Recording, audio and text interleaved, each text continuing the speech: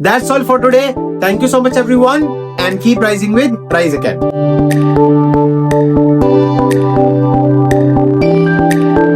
Hello everyone. So we are again back with a very new and latest video of Rise Academy in which we will be explaining you very important yet the people get so much of confused in.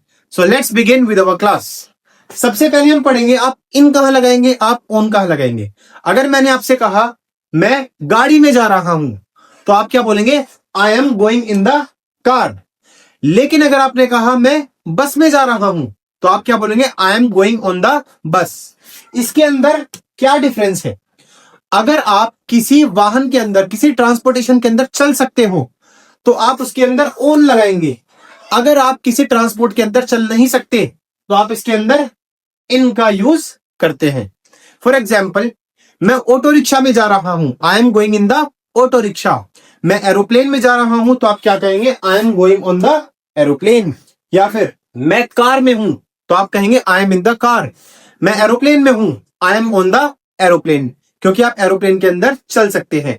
अगर मैंने आपसे कहा मैं train में जा रहा हूं तो आप यूज करेंगे इसके अंदर I am going on the train. Why? Because you can walk inside the train, but in the car you cannot walk inside because the car inside is quite congested. We are not able to walk inside. That is why we will use in the car and on the aeroplanes.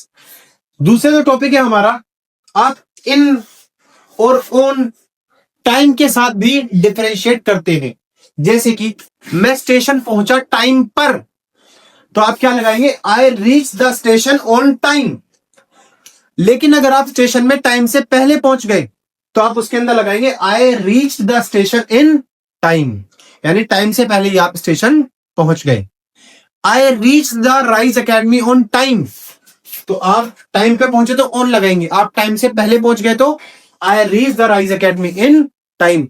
आप time limit के अंदर ही rise academy या फिर किसी भी particular location पे पहुंच जाते हैं. मैंने टाइम पर अपना काम कंप्लीट कर दिया तो आप कहेंगे I completed my work on time. और अगर आपने टाइम से पहले ही अपना काम कंप्लीट कर दिया तो I completed my work in time. उसके बाद आता है हमारा, आप एट कहां लगाते हैं और आप इन कहां लगाते हैं. अगर आप कोई पर्टिकुलर स्किल के बारे में बात करते हैं तो वहां पे आप इन नहीं लगाते. हाँ, हिंदी में सेंटेंस ये होता है कि मैं इंग्लिश में बहुत अच्छा हूं तो मे को हम इंग्लिश में बोलते हैं इन. लेकिन आप किसी पर्टिकुलर स्किल में जब अच्छे होते हैं तो आप उसके साथ इन नहीं लगाते, आप उसके साथ लगाते हैं एन. फॉर एग्जाम्पल, मैं इंग्लिश में बहुत अच्छा हूं, I am good at English. मैं फुटबॉल में बहुत अच्छा हूं, I am good at football. मैं खाना बनाने में बहुत अच्छा हूं, I am good at cooking. तो आप इसके अंदर इन नहीं लगाएंगे, इनका यूज नहीं होगा. कोई भी पर्टिकुलर स्किल जब भी आप बताएंगे तो आप यूज करेंगे इसके अंदर आई एम गुड एट जो भी आपकी स्किल है. I am good at teaching, I am good at swimming, I am good at learning, I am good at reading the books, like that. उसके बाद आता है हमारा मैनी या फिर मच. मैनी का मतलब भी होता है कितने और मच का मतलब भी होता है कितने. अब इसको लगाएंगे कहां.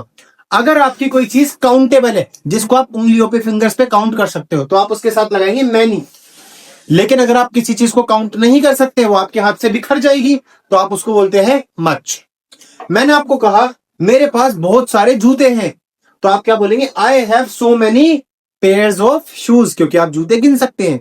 लेकिन मैंने बोला मेरे पास बहुत ज्यादा पावर है तो आप इसके साथ लगाएंगे I have so much power. मेरे पास बहुत सारे घर हैं, I have so many houses. मेरे पास बहुत सारा दूध है, I have so much milk.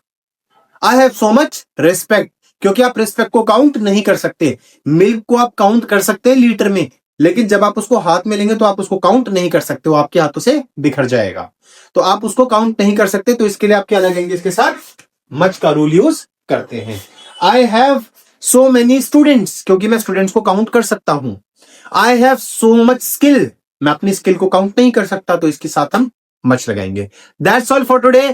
Thank you so much everyone and keep rising with rise academy.